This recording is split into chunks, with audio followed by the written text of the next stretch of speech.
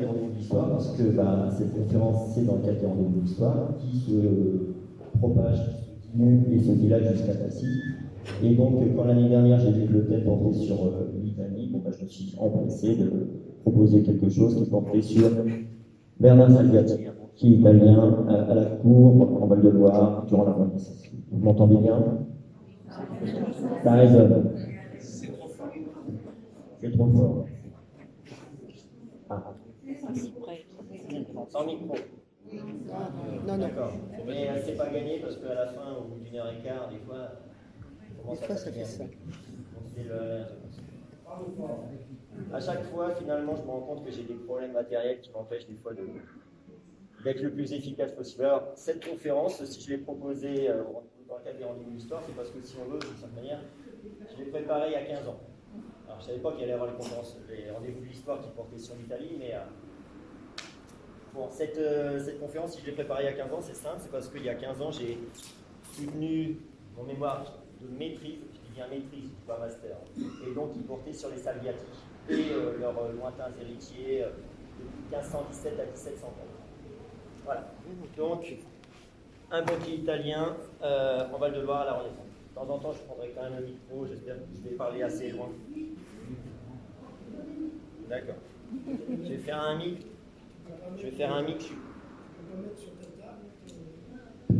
Ouais, je vais faire un mix et puis on verra si c'est bon. Alors, François Hautemann, un juriste et historien français, c'est mieux là? Plus près. Comment? Parfait. Vous parlez un peu plus loin comme ça? Plus bas? D'accord, ok. Chaque fois je travaille par la technique. Donc, je disais, François Hautemann, un juriste et historien français, écrit en 1576. Lyon est complètement rempli de financiers italiens, Paris aussi. Les fermes et les revenus de presque tous les évêchés et abbayes sont aux mains d'Italiens. Ceux-ci sucent le sang et la moelle du malheureux peuple franco-français. Qui furent les inventeurs de tant de tailles et d'impôts qui écorchent le pauvre peuple? Les Italo-français. Qui furent les conseillers des guerres et les promoteurs de tant d'infamies? Les Italo-français. Qui sont ceux qui, aujourd'hui, empêchent la paix en France par leurs menaces et leurs sophistiques inventions? Les Italo-français. Ça met déjà une bonne ambiance. Ainsi, lorsque Bernard Salviati achète, 60 ans plus tôt, le château et la seigneurie principale de Tassy en 1517, on peut se poser la question, est-ce qu'il est un de ceux qu'on a pu qualifier de suceurs de sang et de la moelle du malheureux peuple français? Ou bien fut-il tout simplement un de ces hommes d'affaires qui entendait tout simplement profiter en ce début du XVIe siècle des opportunités offertes par le dynamisme de la cour de France, dont la résidence principale est alors entre Blois, Romorantin et Amboise. Je vous rappelle que la cour est itinérante, même s'il y a des lieux qu'elle fréquente plus souvent, et ces lieux qu'elle fréquente plus souvent, depuis 2012, c'est surtout Blois, Amboise et également Romorantin, où il y a le palais de Louise de Savoie, la mère de François Ier. Donc, n'a-t-il fait que profiter du dynamisme de la cour, ou a-t-il aussi été force de proposition dont ont profité d'autres personnes? Afin de répondre à tout cela, il faut examiner plus en détail la vie de ce Bernard Salviati. À partir des maigres informations dont on dispose, en effet, c'est quand même il y a 500 ans, donc des informations, on en a quelques-unes, on n'en a pas non plus beaucoup trop.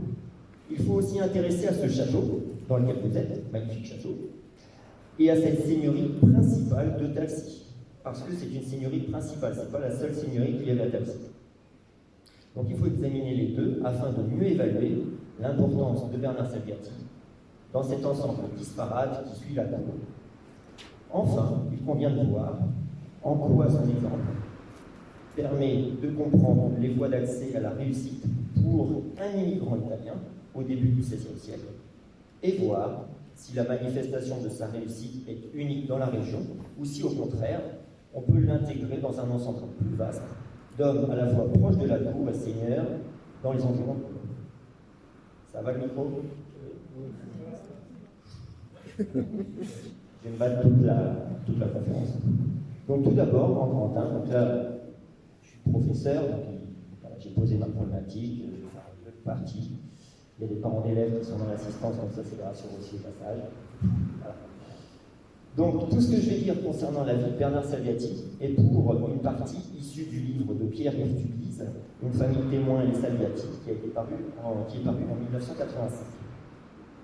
Les Salviati sont nombreux à Florence, à la fin du XVe siècle, et il existe plusieurs Bernardo Salviati. Il faut prononcer comme ça.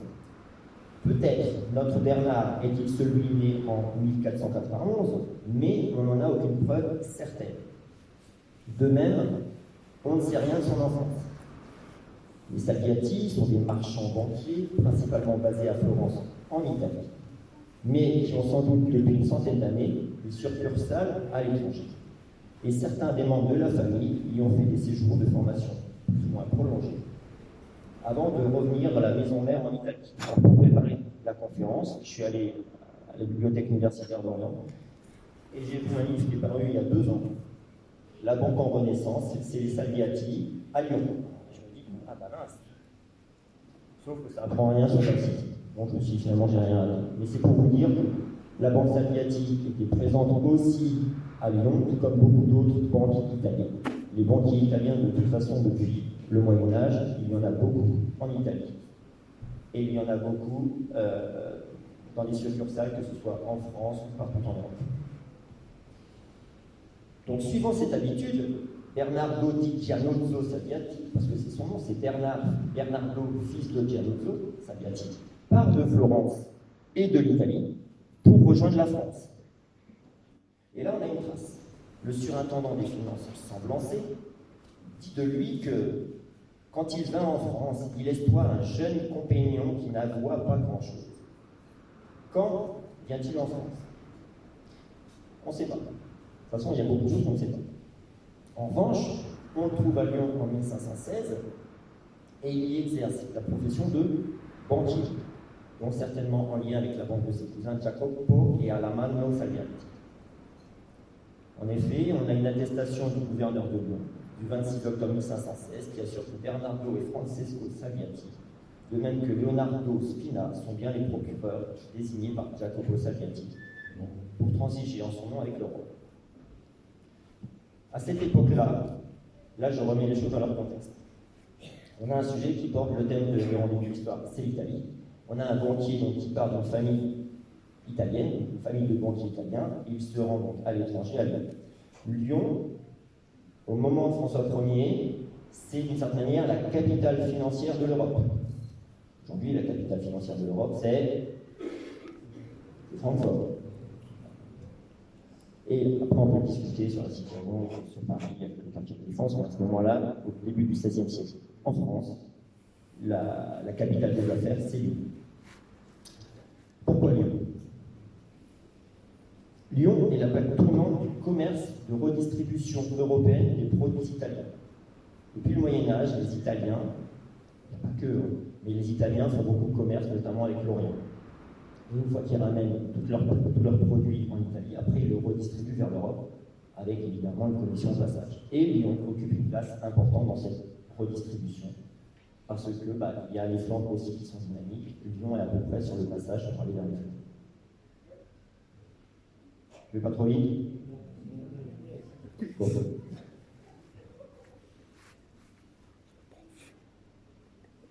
C'est pour ça que Lyon, c'est intéressant pour Bernard d'y apprendre le métier. Sauf que là, ceux qui apprennent le métier retournent ensuite en Italie. C'est bon, ils ont fini leur stage, ils rentrent à la maison, ils ont eu l'expérience. Lui, au lieu de rentrer, il va poursuivre dans le royaume de France, c'est-à-dire qu'il va aller dans le cœur de l'activité française, c'est-à-dire le Val-de-Loire, là où la cour est plus présente. Alors, est-ce qu'il y avait beaucoup d'étrangers qui, au temps de François Ier, venaient en France? Et parmi eux, d'Italiens qui partaient d'Italie pour venir s'installer définitivement en France. Pareil, c'est très compliqué à dire. Selon un historien, Jean-Jacques Poussou, il devait arriver dans le royaume environ 60 000 étrangers par an. Mais sur ces 60 000, il y en avait beaucoup qui vivaient à la frontière française, qui passaient juste, aujourd'hui on dirait la frontière. Eux, pour eux, ça n'est pas une frontière. Donc ils sont intégrés. Dire combien il y avait d'Italiens parmi ces 60 000 étrangers, c'est très compliqué. Dans son livre sur la France italienne, Jean-François Dubost explique qu'une bonne partie des Italiens, pourquoi est-ce qu'ils partent d'Italie pour aller en France? Eh bien parce qu'à ce moment-là, ils se sentent appelés à servir le roi de France. En effet, les prétentions des rois de France à la souveraineté sur une partie d'Italie, ils ont des droits parce que une de leurs princesses a des droits sur telle ou telle terre, et donc c'est pour ça qu'il va y avoir les expéditions vers l'Italie. Le premier, notamment, ce sera Charles VIII, ensuite il y aura Louis XII, ensuite il y aura François Ier, et puis ça ira jusqu'à Henri II. Et les entreprises militaires françaises avaient rencontré en Italie un ample soutien. Si aujourd'hui, l'armée française intervient en Italie, ça ne sera pas la même chose. Mais à cette époque-là, il y a beaucoup d'Italiens qui sont contents. Et pourquoi est-ce qu'ils sont contents? Eh bien, tout d'abord parce que le roi de France règne sur un vaste royaume, même si ce royaume est beaucoup plus petit que notre République française actuelle, ça n'empêche pas qu'à cette époque-là, c'est un vaste royaume, alors que l'Italie, elle, est morcelée en beaucoup de principautés. De plus, les Italiens ont une conception mystique de la monarchie française qui est vue comme ayant beaucoup de charisme. Je rappelle notamment que François Ier est un roi charismatique, il mesure plus d'1,90 m, ça en impose quand même. En même temps, Charles VIII qui mesure un peu plus d'1,50 m. Et à ce titre, les Italiens lui attribuent la mission de mener à bien la rénovatio mundi, c'est-à-dire la rénovation du monde, en établissant une monarchie chrétienne universelle. Le roi de France était présenté comme l'héritier de Charlemagne. C'est pourquoi une partie des Italiens rejoignent la France. S'il y a une opportunité, ils disent c'est pas en Italie, c'est en France. Et donc, suivant ce raisonnement, Bernard Salviati, on le retrouve en 1517, et on le retrouve dans un acte. Il vend au roi de France, c'est-à-dire donc il fait partie des marchands banquiers de France, soit premier. Et dans cet acte, il est nommé marchand florentin. Et dans cet acte, on voit que le roi donne l'ordre, non pas à Bernard Salviati, mais à celui qui compte ses sous, son trésorier, de rembourser à Bernard Salviati la somme de 25 347 livres tournois, ce qui est à l'époque une énorme somme. Cet acte, le voici.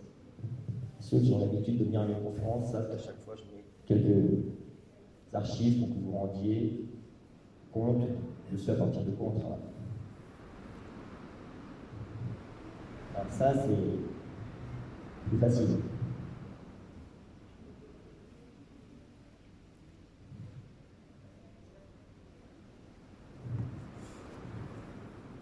Est-ce que vous arrivez à tout lire? Non. J'essaie de vous convertir à la paléographie, mais j'y arrive pas. Alors, tout d'abord, j'ai essayé le pointeur, il ne marche pas. Donc là, tout d'abord, ça vient des archives nationales ici. Alors, tout en haut. A. Bernard Salviati. C'est bon, on est sûr que c'est notre domaine. Marchand florentin. La somme de 12 673 000 pistoles tournois, faisant moitié de... Bon, je vous donne des mots. Bon, quand vous aurez l'habitude, ça prend 3 minutes. Bon, il faut y passer 20 ans pour qu'après ça prenne 3 minutes. Alors, si je vous ai retranscrit tout l'acte, c'est notamment parce qu'à la fin, les 2 dernières lignes sont intéressantes. Parce que là, on ne dit pas trop. C'est mieux? Oui. D'accord. Comme ça ne résonne pas trop du coup? Et là. Bon, je vais essayer comme ça. Non? Est-ce que c'est mieux dans le fond? Les 2 dernières lignes, il est écrit donc pour son paiement de 479 610 livres Voilà ce qu'ils vendent, de soufre, poids de Rouen, etc., etc. À quoi sert le soufre? À quoi sert la poix? Ce sont des éléments notamment pour faire la guerre. Voilà. Bernard Salviati est un marchand d'armes. Il y en a beaucoup à cette époque-là, il ne faut pas que ça soit scandaleux. Et donc la somme quand même de 25 000 livres, c'est, pour faire simple, c'est à peu près 3 fois la somme qu'il va utiliser pour acheter la seigneurie de Talcy. C'est une somme très importante. Et justement, j'en reviens à la seigneurie de Talcy, c'est la même année, donc en 1517, le 8 novembre, qu'il achète le château et la seigneurie de Talcy, moyennant 8 000 livres. Alors en quoi consiste ce qu'il achète? Dans l'acte d'achat où Bernard Salviati demeurant à Blois, il y en a qui ont écrit qu'il est installé à Blois. Pareil, on n'en sait rien. Au moment de l'achat du château, il est indiqué demeurant à Blois. Et des fois, une demeure, ça peut être 2 ou 3 mois. Voilà. Il y a des raccourcis des fois qui sont faits, qui sont agaçants. Il est demeurant à Blois, et voici ce qu'il acquiert. Le lieu, terre et seigneurie de Talcy, autrement appelé la cour, ainsi qu'il se poursuit de justice haute, basse et moyenne, fief, arrière-fief, maison, manoir, droit de fuit et garenne, moulin à vent, terre labourable et non labourable, dîmes, sens, rente, revenus et autres appartenances, abondance et dépendance quelconque dit cette seigneurie. Je vous l'ai fait en langage d'aujourd'hui, pour que ce soit plus clair. Et après,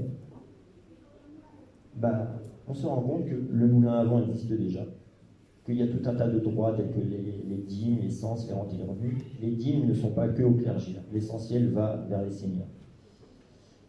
Et ensuite, il y a ce droit de fuit et de garenne sur lequel je reviendrai plus loin. Cette seigneurie, donc la seigneurie de Talcy, cette seigneurie d'environ 5 km², il me faut vous la décrire un peu plus. Tout d'abord, les limites de la seigneurie sont les suivantes. Alors, j'ai utilisé un plan qui date de 1739 et qui nous permet de globalement savoir où se situent les limites de cette seigneurie. Et à l'intérieur du village de Talcy, eh bien, on trouve 2 autres seigneuries. Tout d'abord, la seigneurie de la Motte, qui est ici. Donc la Motte, c'est maintenant la ferme de la Motte.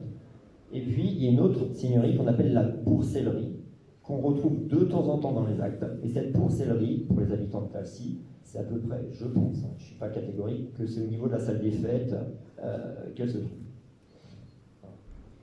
Comme la Motte et la Boursellerie, la seigneurie de Talcy est, je cite, tenue et mouvant en fief de très révérend père en Dieu, monseigneur l'archevêque de Toulouse, seigneur de Beaugency, à cause de son chastel et chastellenie, terre et seigneurie du dit Beaugency. Donc là, on est dans un rapport féodo-vassalique qui date du Moyen-Âge, avec des seigneurs et des vassaux. Le seigneur de Talcy est vassal du seigneur de Beaugency. Et ce seigneur de Beaugency, ainsi que l'acte le dit, c'est l'archevêque de Toulouse. Qu'est-ce qu'il a à voir avec Beaugency? On ne sait pas, même s'il est à Toulouse. Alors, il n'y a pas de détails concernant le château de Talcy. Il y a juste mentionné maison manoir. Mais on va en apprendre davantage dans les années qui vont suivre. En effet, Bernard Salviati a vite réussi à s'intégrer parmi les banquiers du roi, et il compte bien s'imposer de la même manière à Talcy. Mais il y a un problème. C'est que les gens de l'époque, ceux qui ne sont pas du village, ils ne sont pas du village. On ne va pas parler déjà de xénophobie anti-italienne, mais déjà de toute façon, au-delà du village, les gens commencent à les regarder d'un autre œil. Je le vois bien quand je vais à la chapelle de Saint-Martin, les gens de la chapelle, ils me regardent bizarrement, parce que je suis taxi. Alors, non seulement il y a cette méfiance, mais aussi il y a le fait que certainement Bernard Salviati ne parlait pas français sans accent italien. Donc, double différence. Est-ce que ça a pu jouer? C'est possible. Après, on n'en sait rien, on peut faire des hypothèses. Donc, depuis longtemps, les habitants du lieu ont l'habitude de ne plus avoir de seigneur au justicier présent sur place et se sont accoutumés à des pratiques qui ne plaisent pas du tout à Bernard. En effet, la personne qui a vendu la seigneurie de Talcy à Bernard Salviati, c'était la veuve Simon, enfin son nom de famille c'était Simon, qui habitait à Paris. Est-ce qu'elle venait souvent à Talcy? Peut-être que oui, peut-être que non. C'était simplement un des biens qu'elle possédait, qu'elle avait hériter. Quand Bernard Salviati achète, lui, il achète pour venir s'installer. Et donc, Bernard Salviati voit que les habitants ont des habitudes et que ces habitudes, certaines, ne lui plaisent pas du tout. Et ainsi que je vous l'ai fait comprendre, Bernard Salviati, il a quitté l'Italie, il a réussi à s'imposer dans la cour des Valois. C'est pas pour baisser sa garde face à des villageois du Val-de-Loire. Donc l'affrontement est inévitable. Et on a la chance d'avoir un parchemin conservé dans le chartrier du château de Talcy qui en a gardé la trace. Ce parchemin, il est daté du 12 août 1519 et je vous le montre. Voilà. Ça, c'est un parchemin. C'est pareil, c'est du début du XVIe siècle, c'est assez facile à lire. Il fait 1,16 m sur 66 cm de large. Bon, ça c'est... Alors à chaque fois, les parchemins, pour ceux qui ne savent pas, c'est fait avec de la peau d'animal. Et lorsque les parchemins sont très grands, ils sont cousus les uns aux autres. Et ensuite, éventuellement, enroulés. Bon là, il n'est pas enroulé, là, il a été plié comme ça. Alors, dedans, qu'est-ce qu'il est dit? Il est dit que Bernard Salviati s'oppose aux marguilliers et procureurs de la fabrique de l'église de Talcy et aux habitants du village, car ceux-ci ont l'habitude de passer par son château pour se rendre dans l'église du village. Dans les marguilliers, à l'époque, il n'y avait pas de conseil municipal. Il y avait éventuellement une communauté d'habitants, mais essentiellement, tout se faisait en fonction de l'église. Et donc les marguilliers, c'est un peu les chefs du conseil paroissial de l'époque. Et donc, je pense que, d'après les textes, ils se déplaçaient depuis la grande rue de Talcy, ils entraient par le donjon comme par lequel vous êtes rentrés, pour ensuite se rendre vers l'église. Alors pour ceux qui ne savent pas, l'entrée de l'église, là, elle est juste un petit peu à côté de la porte. Alors c'est pas la même qu'à l'époque. Et voilà. Ce qu'il y a, c'est que ceci ne convient pas à Bernard. Quels sont ses arguments? Alors je vous lis les textes de l'époque. Pour raison de ce que le dit Salviati dissoit que sa maison seigneuriale, donc il pas château, vous entendez bien, maison seigneuriale, du dit Talcy estoit située et assise, près et joignant la dite église, mêmement la cour de la dite maison, laquelle cour il pourvoit et lui estoit loisir et permis de faire clore de murailles. En gros, là, il a fait construire un mur ici. Ou autrement, pour faire séparation d'Issel entre lui et la dite église, en laissant toutefois par lui quelques lieux pour donner passage, ainsi qu'il indique ici, il y a quand même le passage, aux 10 habitants de Talcy à aller à la dite église pour ceux qui la voient accoutumés, passer et rapasser par Issel-Cour pour aller à la dite église. Je suis chez moi, je construis un mur si je veux. Et ça, les habitants, ça ne leur plaît pas du tout.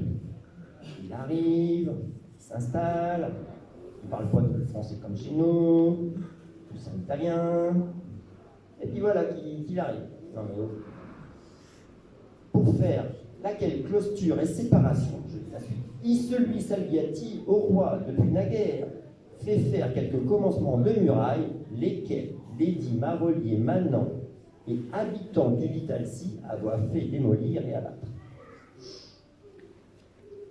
Il y a une action à Talcy. Je poursuis la lecture. À cette cause, et à ceux que Isse, Marélier, Manant et habitants de Talcy fussent contraints et condamnés à les réparer et les remettre en état, qu'ils estoient lors de la démolition, et aussi à souffrir et endurer qu'elles fussent parachevées selon le commencement d'Issel, le dit Salviati vouloir et son intention, estoit, mettre en procès les dits Marolier, Manant et habitants de Talcy. Bernard Salviati dit la chose suivante: je suis dans mon bon droit, vous allez casser mon bien, je vais vous faire un procès. Et là, on se rend compte aussi que c'est pas parce qu'il est seigneur qu'il a tous les droits. Et s'il fait un procès, c'est pas dans la seigneurie de Talcy. Ça sera au bailliage de Beaugency, dont le village de Talcy, dont la seigneurie de Talcy est dépendante.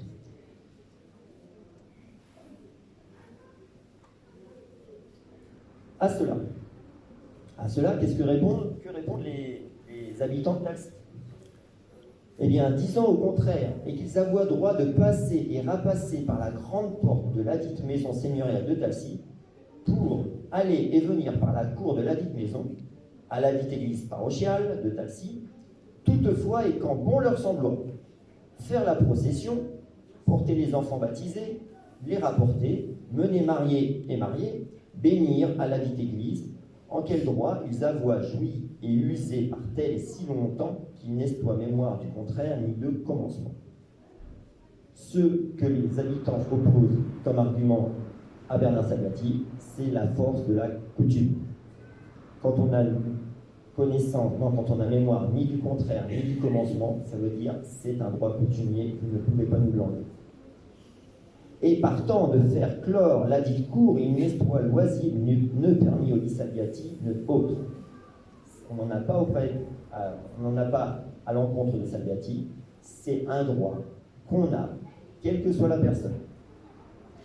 De plus, ils ajoutent, de plus, aussi 10 fois, il se m'a relié maintenant et habitant qu'au bout du pinacle de la dite église de Talcy, il y avoit de vieilles murailles faites à chaux et sable qui faisoient démonstrance que, anciennement, il y avoit quelques maisons estant des appartenances de la dite église et avoit ou à dire de tout temps et ancienneté ou dit Dieu des dites vieilles murailles, avoit esté le presbytère de la dite église. Donc là, on commence à rentrer dans les histoires de murs. Le problème, c'est qu'on rentre dans l'architecture, il y a des choses qu'on peut vérifier et des choses qu'on ne pourra pas vérifier. Ce à quoi Bernard Salviati répond, la dite seigneurie de Talcy est toi, fondateur de la dite église. Donc c'est la seigneurie qui a fait faire l'église. Et que, au lieu où était édifiée muraille, avoit esté l'ancienne maison de la dite seigneurie de Talcy. Pour faire simple, l'ancien lieu seigneurial de Talcy, il devait être par ici, juste à côté de l'église, pas à l'entrée du donjon. Laquelle, par fortune de guerre ou autrement, aurait été démolie et ruinée, et avoit ici l'église de Talcy, esté bâtie, édifiée et allongée en la dite cour, par permission de ses prédécesseurs, seigneurs de Talcy, ou autrement, en telle manière qu'entre la dite cour et la dite église, il y avoit seulement 2 ou 3 pieds, 2 ou 3 pieds, ça fait 60 à 90 cm, pour aller à l'entour de la dite église, comme il est contenu et déclaré dans les anciens aveux.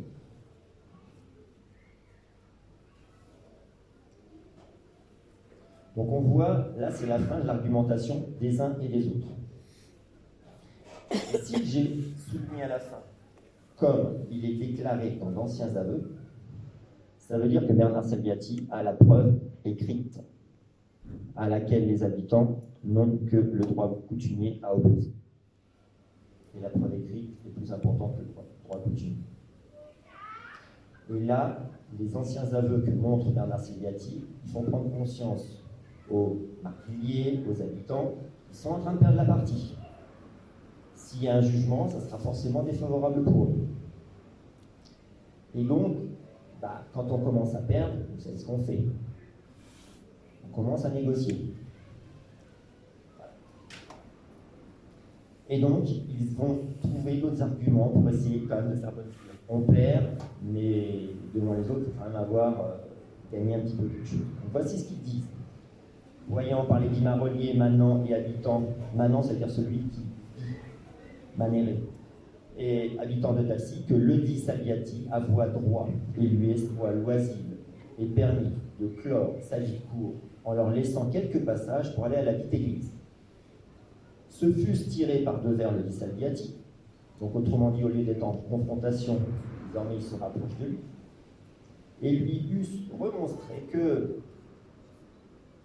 la dite église, mesmement la nef, donc la nef c'est le corps principal de l'église, était en lieu occulte et caché, environné de toutes parts de la cour et héritage du dit Salviati, et que s'il faisait faire des murailles près de cette église, il pourrait ôter le jour et vue de cette église, et aussi que leur cimetière, je vous rappelle que le cimetière à l'époque il est devant l'église,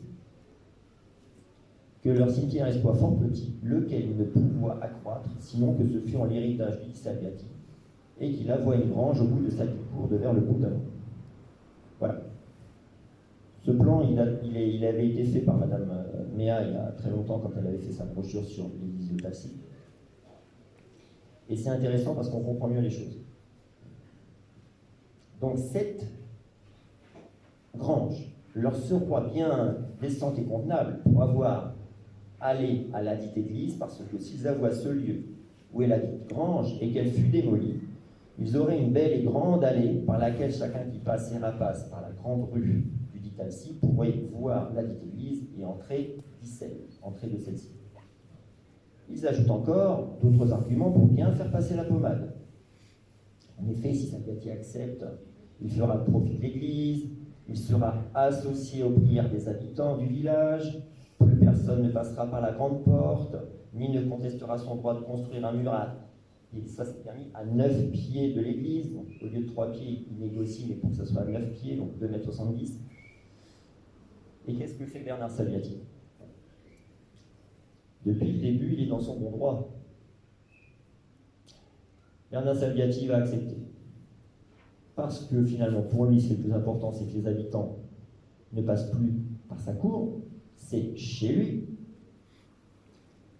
Et en même temps, il s'aménage une certaine sympathie, il pacifie les choses pour pouvoir durer dans le temps, pour faire en sorte que des relations amicales puissent éventuellement s'installer entre lui et les habitants. Il n'a pas d'intérêt à ce qu'il y ait une confrontation. Donc, qu'est-ce qui est dit? Le dit Salviati, cugnoissant qu'il n'y a lieu plus convenable pour faire la dite entrée et à ce qu'il soit participant des prières, aux raisons et bienfaits de la dite église se fut accordé. En même temps, le fait qu'on puisse prier pour Bernard Salviati au XVIe siècle, c'est important. L'âme, quand on meurt, est-ce qu'elle va en enfer ou au paradis? Ça dépend de ce que vous avez fait. Et puis, si toutefois, à l'église, vous êtes associé aux prières, si toutefois vous n'êtes pas encore au paradis, ça sera peut-être plus facile pour y aller. Est-ce que cet argument a joué pour Bernard Salviati? Peut-être que oui, peut-être que non. Mais n'empêche que oui. Et donc là, voilà ce qu'il devient de cette église sans la grange devant. Donc le cimetière est agrandi. Et j'ai essayé de faire quelque chose que vous puissiez comprendre, parce que là, des fois, c'est difficile. Voilà, j'ai fait un angle de vue, et voici la photo à peu près telle qu'elle est aujourd'hui. Donc ça, vous connaissez. Chaque fois que je fais la visite guidée, je leur parle du contrefort. Vous vous rappelez, M. Gouvet? Voilà. Et là, voici à peu près ce à quoi devait ressembler la proximité château-église autrefois. Ça devait être à peu près quelque chose comme ça. Il y avait à peu près 2 m, le passage devait faire à peu près 2,70 m. À peu près. Après, tout ce qui porte sur les fenêtres, j'ai aucune certitude. De toute façon, les fenêtres, certainement, ont été rajoutées après. Mais voilà à peu près ce à quoi devait ressembler la disposition des bâtiments. Je n'ai pas fait la même chose de l'autre côté, là où on est, parce que alors là, les plans sont beaucoup plus compliqués. L'année suivante, le 12 septembre 1520, Bernard Salviati va faire 2 choses à Talcy. Il fait beaucoup de choses pour Talcy. Là encore, c'est contenu dans un parchemin à peu près similaire à celui que je vous ai montré. Et la première chose, il va créer un notariat. C'est important, un notariat. Pas juste pour faire en sorte que les notaires soient des notables dans le village. Un notariat, ça permet de conclure des actes. Vous allez me dire, c'est logique, sauf qu'à cette époque-là, les gens concluent des actes pour beaucoup de choses. Je prends un exemple, lorsque vous achetez une voiture, vous n'allez pas devant le notaire. Bon, eux, quand ils achètent une vache, tout est fait devant le notaire. Toujours. Voilà. Donc, beaucoup d'actes de la vie quotidienne se passent devant le notaire. Et donc, en effet, donc, il fait la demande au seigneur de Beaugency, dont il est le vassal, et celui-ci répond. Comme noble homme, Bernard Salviati, écuyer, seigneur de Talcy en Beauce. Attention, il est indiqué écuyer. Ça veut donc dire qu'il désormais il est noble. Seigneur de Talcy en Beauce, nous a remontré que, au moyen de ce que audit lieu de Talcy, qui tient de nous en foi et hommage, et ressort à cause de notre châtel et châtellenie du Beaugency, ne y a tabellion notaire ni autre personne publique ayant puissance de passer contrat. Et il rajoute, et que, au lieu de Ville-Santon, en la comté de Blois, joignant le dit Talcy, il y a tabellion et notaire, et de l'autre côté aussi est Marchenoir, auquel lieu il y a tabellion, sauf au contraire. Autrement dit, il n'y avait pas de notariat à Talcy, il y en avait à Ville-Santon, et puis il y en avait à Marchenoir. Donc les habitants de Talcy, quand il fallait qu'ils passent des actes, ils allaient à Ville-Santon ou ils allaient à Marchenoir. Mais ça ne fait pas les affaires du seigneur de Beaugency. Pourquoi? Parce qu'à chaque fois qu'un acte amène un litige, tous les actes de justice se passent dans la juridiction du lieu où a été passé le contrat. Donc, si ce n'est pas dans la juridiction du seigneur de Beaugency, ça va à l'encontre de ses intérêts. Comme il est indiqué ensuite, venant grandement à la diminution de nos droits, et pour lesquels a pu corriger et obvier à l'issue, ce roi, chose très nécessaire et à nous utile, commettre au dit lieu de Talcy un tabellion et personne publique, pour y passer tout contrat sous le sel de notre prévôté de Beaugency, et ressort d'Issel, desquels contrats la connoissance appartient droit à notre dit prévôt de Beaugency en première instance, et par ressort à notre bailli du dit lieu. Bernard Salviati a passé la brosse à relire envers son seigneur. Il veut un notariat à Talcy. Il veut un notariat pour. Mais en même temps, ça sera bien pratique pour les habitants. Ils n'ont plus à se rendre à Villers-Santon, ils n'ont plus à se rendre à Marchenoir. Et puis en même temps, tous les actes seront sous la juridiction de son seigneur. Pourquoi est-ce que c'est important pour lui? Parce que Bernard Salviati, il suit la cour, et de temps en temps, tous les actes de Talcy, il a besoin donc d'un procureur pour s'en occuper tous les jours.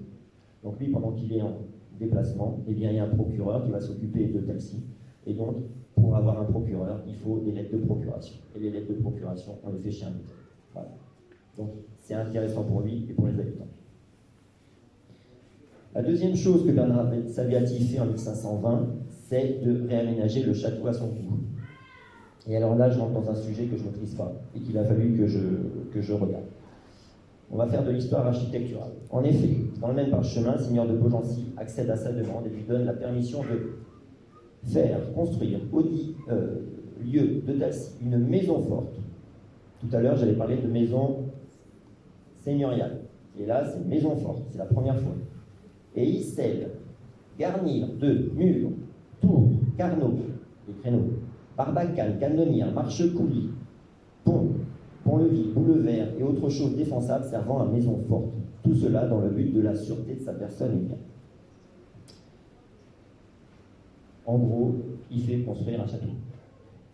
Ou plutôt, il donne les dimensions d'un château à ce qui était autrefois une maison seigneuriale. Mais est-ce qu'il y avait vraiment un château à Talcy avant Bernard Salviati? Ou plutôt, à quoi ressemblait l'endroit où on est? Alors, vous allez dire que j'ai déjà répondu à cette question, lorsque j'ai dit qu'à côté de l'église, il y avait des vieux murs, vestiges de l'ancienne maison seigneuriale et peut-être de l'ancienne maison forte.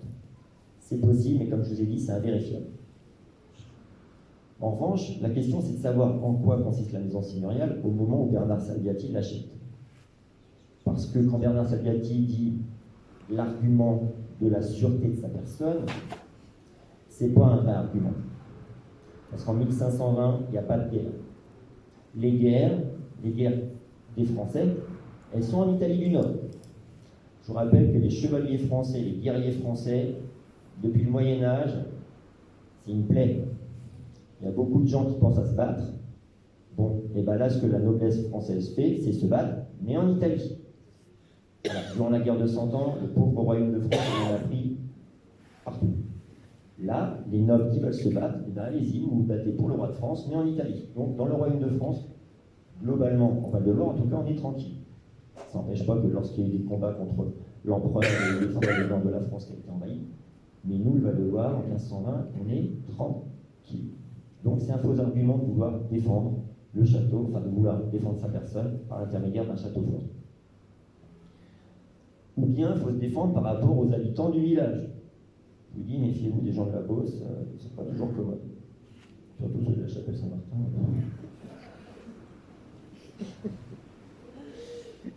Non. Alors par contre, ce qui est paradoxal, c'est que d'un côté, on a le château d'Amboise, le château de Blois, qui sont en train de s'ouvrir à la Renaissance. La Renaissance fait que les châteaux qui étaient des châteaux forts deviennent des châteaux ouverts, des châteaux où la lumière rentre. Et Bernard Salviati, lui, ce qu'il fait, c'est qu'il va à rebours. C'est-à-dire que d'une maison seigneuriale, il en fait un château fort. Donc là, on a l'impression de quelque chose qui ne va pas avec l'ambiance du temps. Sauf que, il fait ce qu'il veut, c'est lui seigneur. Donc, Bernard Salviati, s'il demande à ajouter tous ces éléments guerriers, c'est surtout pour avoir un château à lui et affirmer sa réussite aux yeux de tous. Oui, j'ai un château, oui, je construis des choses qu'on n'utilise plus, mais c'est moi le seigneur. Un petit peu, c'est ça qu'il veut dire. Alors, ces éléments défensifs, est-ce qu'il les a fait installer? Est-ce qu'ils sont encore visibles? Pour certains, oui. Ceux qui connaissent un peu l'architecture défensive vont reconnaître. Tout d'abord, donc il est indiqué, j'ai parlé à un moment donné, des tours. Donc, il y a 2 tours, notamment pour l'arrière, il y en a une qui reste. Alors, celle-ci existait jusqu'à la deuxième moitié du XVIIIe siècle. On a un plan qui date à peu près de 1750 et un plan du début du XIXe siècle où on ne voit plus cette tour alors qu'elle existe auparavant. On a les créneaux. Donc ceux qui aiment les châteaux forts, ça c'est un créneau. Le trou qui est juste à côté, on appelle ça un merlon. Et vous avez les machicoulis. Alors, les machicoulis, c'est donc une avancée par rapport au mur. Comme ça, on est en surplomb par rapport à ceux qui viennent vous attaquer et on peut leur balancer. Alors ça peut être de l'eau bouillante ou bien des pierres. Enfin, toutes sortes de choses pour écraser les assaillants. Le toit, aucune indication sur le toit. Peut-être qu'il a été fait dans la foulée, c'est possible. Ou peut-être pas. Est-ce qu'il y a d'autres choses? Oui. La canonnière. La canonnière, c'est ce petit trou qui est là. Si vous allez visiter, quand vous serez dans la salle des gardes, vous verrez la canonnière. Pas la salle des gardes, la salle qui suit. Vous verrez la canonnière. Donc c'est un trou, c'est une sorte de meurtrière, mais pour les débuts de l'artillerie. Alors, est-ce que ça a vraiment servi? C'est possible. Pour ce qui est du reste, un pont-levis devant le château, on ne sait pas. Est-ce que c'est possible? Est-ce que c'est vraisemblable? Aucune idée. Pour la barbacane, alors la barbacane, c'est un ouvrage généralement semi-circulaire, couvrant une porte de place.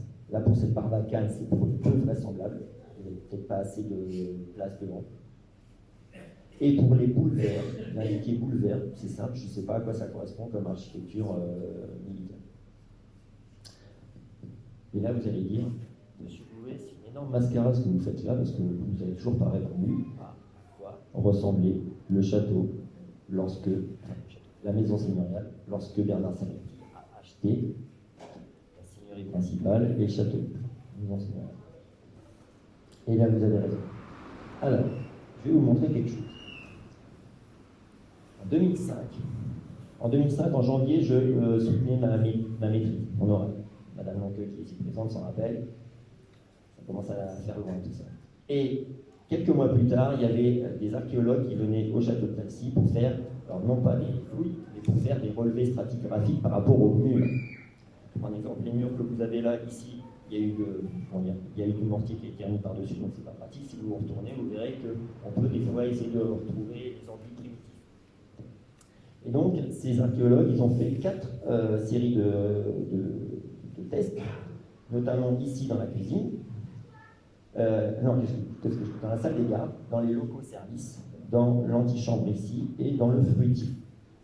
Et c'est très intéressant parce que moi, ma maîtrise ne portait pas du tout sur l'architecture et eux, ils ont fait beaucoup dans l'apport de connaissances. Et voilà ce qu'ils disent. Ils ont constitué donc une sorte de chronologie dans la construction du château à partir du mortier, donc du ciment, dans les murs. Et ils ont fait des hypothèses. Tout d'abord, ils disent que pour eux, la maison seigneuriale, c'était ça. Alors, je vous montre en arrière. Vous voyez ici, vous partez de l'antichambre, toute cette zone-là. Ça serait ça le début du château. Enfin, la maison seigneuriale. Donc ça serait l'état 1 du château, antérieur à Bernard Salviati, qui aurait consisté en un édifice composé de 2 ailes, en forme de L, justement. L'ensemble étant muni de contreforts, donc le contrefort que tout à l'heure je vous avais montré, qui était au bout du château, c'était ça, au moment du passage. Et le niveau de plancher était plus bas que celui d'aujourd'hui. En effet, on a retrouvé des trous de boulins, et on pense que le plancher était donc, à partir de ce moment-là, il était plus bas, et donc il a été rehaussé plus tard. Ensuite, voici l'état 2, selon eux. Dans l'état 2, la campagne de construction garde l'essentiel des murs d'origine, mais on y ajoute l'escalier. Donc l'escalier dans la tour, c'est celui-ci. Associé à la galerie couverte, celle où il y a les arcades, ici. La salle des gardes est divisée en 2 pièces, par l'ajout d'un mur de refend. Si vous allez dans la salle des gardes, c'est là où il y a la cheminée, qui donc au début n'existait pas et qui a été rajoutée pour donner un peu plus de confort. C'est là où on est à la fois dans de la Renaissance, alors que le donjon, les éléments défensifs, eux, ne sont pas du tout Renaissance. D'après l'analyse comparative des échantillons de mortier, le clocher de l'église, donc ici, j'ai coupé pour que ça garde à peu près la même échelle par rapport aux autres plans précédents, est sans doute construit en même temps, peut-être avec le porche d'entrée. Donc le porche d'entrée, c'est le donjon. Et donc en gros, pour eux, peut-être que le donjon aurait été construit après la maison seigneuriale en forme de L. Quand vous habitez à Talcy, pour regarder ça, ça vous fait quelque chose. En gros, le donjon où on pense que ça a toujours été le premier élément du château de Talcy, il serait peut-être venu qu'en deuxième. Donc moi, ça m'a empêché de dormir pendant 2 jours. Non, je plaisante un peu. Non, donc là, moi, ça m'a interpellé quand même. Mais c'est intéressant parce que l'archéologie vous apporte des informations que vous n'avez pas par les archives. Mais en même temps, moi, j'ai consulté des archives que les archéologues n'avaient pas consultées. Donc, la datation de cette phase est également délicate, faute d'éléments de datation sûrs, mais il est tentant, c'est ce qu'ils disent, d'attribuer l'essentiel aux travaux de fortification de Bernard Salviati à partir de 1520. Il s'agit là d'une simple supposition. Oui, mais, parce qu'il y a toujours un mais. Tout à l'heure, je vous ai expliqué quelque chose qui montrait que s'il y avait une maison en L comme ça, il n'y aurait pas eu quelque chose d'autre. Tout à l'heure, je vous ai dit que les habitants de Talcy, pour aller à l'église, ils entraient par là. Qui est-ce qui a dit la cour? À la porte cochère. Non, j'ai dit par la grande porte. Or, s'il n'y a que ce bâtiment-là, il n'y a pas besoin d'une porte. Alors, il est évident aussi que vraisemblablement, il y avait une symétrie de part et d'autre par rapport au donjon. Mais donc, cette affirmation est contradictoire avec la création du donjon, au temps de Bernard Salviati. D'autant plus que j'ai lu dans des livres sur Talcy que le donjon d'entrée aurait une architecture typique des châteaux construits au XIVe siècle. Bon, moi je vous dis, je ne suis pas un spécialiste d'architecture, le château aurait une architecture du XIVe siècle, moi je veux bien. Donc à partir de là, qu'est-ce qu'on peut supposer? Alors ce que je pense, c'est que tout d'abord, il y avait 2 ailes autour de l'entrée, ainsi qu'un plan du XVIIIe siècle, ce plan-là.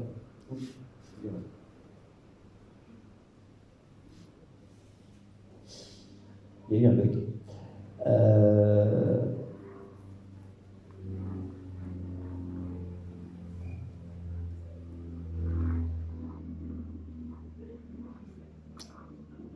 Et non. Bon, c'est pas grave. Il y avait 2 ailes. Donc là, on voit, sur ce côté-là, de toute façon, on voit l'ancien mur qui existait, qui devait exister depuis la même époque. Ensuite, je pense qu'entre ces 2 ailes, il devait y avoir le donjon d'entrée. Là, le donjon, c'est celui par lequel vous êtes rentré, avec devant ces tours imposantes. Et au temps de Bernard Salviati, rien n'interdit de penser que les tours, et peut-être une partie du donjon, a été refait et réaménagé. Voire la tour avec l'escalier et sa jumelle ajoutée, mais en gardant globalement l'architecture de départ. Ainsi, cette interprétation permet de laisser sa place aux 2 visions. Et d'ailleurs, maintenant, pourquoi est-ce que j'ai mis cette photo? Parce que quand on regarde le rez-de-chaussée ici, et puis les étages, et là avec le soleil, enfin, je vais dire quand on y fait attention, on voit que ici c'est de la pierre, alors que ici, c'est de la pierre et de la brique. Est-ce que donc, au temps de Bernard Salviati ou après, est-ce qu'il y a eu des choses qui ont été refaites? Ça c'est sûr. Donc il se peut qu'au moment où Bernard Salviati obtient le droit de refaire le château, eh bien peut-être que la tour avec l'escalier a été refaite avec le même mortier utilisé que notamment avec le clocher et puis que l'arcade à côté de la salle des gardes. Voilà, donc là en gros on est dans l'histoire architecturale et plus on passe devant le château, moins on voit ça. Voilà.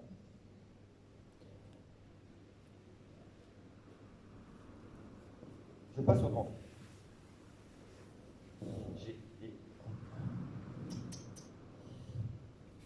Les sauvegardes ne sont pas rentrées. Bon. Être banquier de François Ier, Condé. Maintenant que j'ai parlé de Talcy, je m'inquiète parce que là j'ai passé sur 50 minutes sur juste 3 années, ce qui est quand même pas beaucoup. Je vous rassure, la suite va être un peu plus rapide. Je vous rassure. Est-ce que pendant ces premières années, Bernard Salviati s'est éloigné de Talcy? Cela est possible, mais encore, on ne sait pas. Et d'ailleurs, on ne sait pas grand-chose de lui après. En effet, il y a des actes de banque et de finance qui laissent des traces et beaucoup d'autres qui n'en laissent pas ou qui sont à découvrir quelque part. L'acte que je vous ai montré tout à l'heure sur Bernard Salviati, marchand florentin qui vend des armes au roi de France, c'est le seul qu'on a trouvé. Philippe Hamon, dans L'argent du roi. Voilà. L'argent du roi, les finances sous François Ier. Eh bien, il a retrouvé quelques petites choses concernant Bernard Salviati, mais pas des actes de banque. En effet, on le voit réapparaître dans les années 1526-1527 au moment du procès de Semblançay, qui était surintendant des finances et qu'on accuse d'avoir détourné de l'argent public. Alors, ce pauvre Semblançay, il y a des fois, il ne faut pas être au mauvais endroit au mauvais moment. Semblançay est un banquier. À cette époque-là, la distinction entre argent public et argent privé, c'est une distinction floue. Ce qui permet, quand le roi a besoin de renflouer ses caisses, d'accuser ses banquiers. Charles VII l'avait déjà fait avec Jacques Coeur, en effet. Ensuite, François Ier le fait avec Semblançay. Et le dernier, ce sera, autant Louis XIV. J'ai entendu Fouquet. Voilà. Donc, là, en effet, alors ce qu'il faut savoir, c'est que Semblançay a fait les frais, non pas du roi, mais de la mère du roi, Louise de Savoie, parce qu'en gros, elle avait besoin d'argent. Il lui a donné les sous du royaume, et en fait, après, il fallait payer, à un moment donné, pendant les guerres d'Italie, il fallait payer les soldats qui n'avaient plus de sous. Donc, il y a des soldats qui sont partis, et que François Ier a perdu quelques batailles à cause de ça. Donc, il est furieux, il demande des comptes à Semblançay. Semblançay lui dit, c'est à cause de votre mère. François Ier ne peut rien faire contre sa mère. Sa mère, par contre, elle n'a pas oublié que Semblançay l'a dénoncé. Et quand François Ier ira plus tard à nouveau en bataille, Louise de Savoie, donc la mère de François Ier, va lancer une procédure contre Semblançay. Méfier des mères possessives. Et donc, ce pauvre Semblançay, donc durant son procès, eh bien, il y a plusieurs personnages importants dans la finance qui témoignent. Bernard Salviati témoigne aux côtés d'autres banquiers financiers au service du roi, tels que Jean Prévost, tels que Bernard Forciat, tels que Gabriel Miron, François de Campobasso, pour accuser Semblançay. De toute façon, j'allais dire à un moment donné, quand il y a un bouc émissaire qui est désigné, tout le monde l'accuse. Même s'ils ont fait la même chose que Semblançay. Est-ce qu'ils ont détourné de l'argent? Certainement, peut-être pas plus que lui, pas moins que lui. Et pauvre Semblançay, le 12 août 1527, il va être pourvu. Donc on ne sait pas bien quel fut le rôle de Bernard Salviati, quelle fut son importance durant ce procès et sa place, mais apparemment, il était suffisamment bien vu à la cour des Valois pour que ses cousins banquiers de Lyon le sollicitent régulièrement. Je reviens sur les banquiers de Lyon. Ils avaient un cousin, ils n'oublient pas, ça permet de faire des affaires plus facilement. Je vous rappelle que la cour dépense beaucoup d'argent. La même année, en 1527, Bernard Salviati épouse Françoise Doulce. Pour l'instant, je n'ai pas parlé d'amour, mais il en est quand même question un petit peu. Françoise Doulcet, fille de Catherine Laloyau-Latrio et de Guillaume Doulcet, frère du seigneur de Beauregard. Allez visiter le château de Beauregard si vous voulez. Il est bien. Enfin, allez visiter le château de Talcy aussi, il est bien. Et ce Guillaume Doulcet était contrôleur général des finances de Louis XII. Dans son livre, Pierre Loftelise a retrouvé des témoignages d'habitants de Talcy, ayant connu Bernard Salviati, qui donnent des détails précis et intéressants. Voici ce qu'ils disent. Guillaume Doulcet serait mort pauvre et sa veuve aurait dû puiser dans sa propre bourse pour doter sa fille, Françoise. Au moment du mariage, Françoise n'avait qu'un chaperon de drap et ce fut Bernard qui lui en fournit un de velours. En d'autres termes, c'est un mariage d'amour et également par gratitude envers les époux Doulcet qui l'avaient recueilli à l'occasion d'une très grave maladie. En même temps, recueillir un malade riche, quand on a une fille à marier, c'est pas Pierre Palmer. Même si elle est pauvre, Françoise Doulcet va permettre à Bernard d'avoir un pied-à-terre durable à Blois. En effet, il est dit, demeurant à Blois au moment de l'achat du château de Talcy en 1517, mais on n'en sait pas plus. Est-ce qu'il possédait une maison? On ne sait pas. Est-ce qu'il s'y est installé? On ne sait toujours pas. Et après le mariage, Un an après, eh bien, on voit que Bernard réside dans l'hôtel Dulce, qu'on va désormais appeler l'hôtel Salviati. Celui-ci est en contrebas du château, près de la rue Saint-Lubin. Donc, voici un plan. Et ce que je vais faire, je vais vous emmener avec moi à Blois, par diapositive. Donc voici le plan, et vous voyez l'hôtel Salviati, le numéro A, enfin le chiffre A, l'hôtel Salviati, donc il est ici. Alors pour vous donner un ordre d'idée, la rue Saint-Lubin, elle est là. La rue Saint-Lubin, c'est la plus vieille rue de Blois qui a été conservée. Ici, vous avez aujourd'hui la place Godet où des fois il y a des concerts. D'ailleurs, ça me rappelle que j'ai quelqu'un dans l'assistance qui fait des concerts et à chaque fois que je vais le voir, il casse son corps de guitare. Et donc, on va aller vers l'hôtel Salviati. Donc voici l'angle de vue. Pour ceux qui connaissent Blois, ça leur rappellera quelque chose. Donc là, devant nous, on a, ici, c'est donc la rue Saint-Lubin. Et là, dans la rue Saint-Lubin, il y a ce qu'on appelle, donc pour accéder à l'hôtel Salviati, il fallait passer par ce qu'on appelle le cul-de-sac des Jacobins, et ensuite, hop, ici, tout le A, qui est en gras, c'est l'hôtel Salviati. Donc on y rentre, voici, et attention, suspense insoutenable, à quoi ressemble l'hôtel Salviati, roulement de tambour, il n'y a plus rien. Eh oui.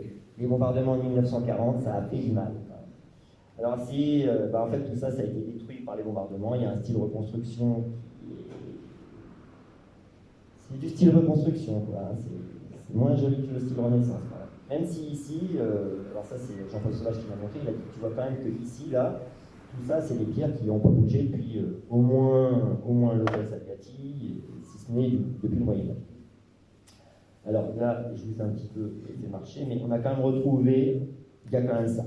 Ça, c'est donc un dessin de Godet, je crois que c'est du 19e, je ne suis pas catégorique, où ça, c'est donc, là, ici, on a au fond, l'hôtel Salviati, à quoi il ressemble, avant les bombardements.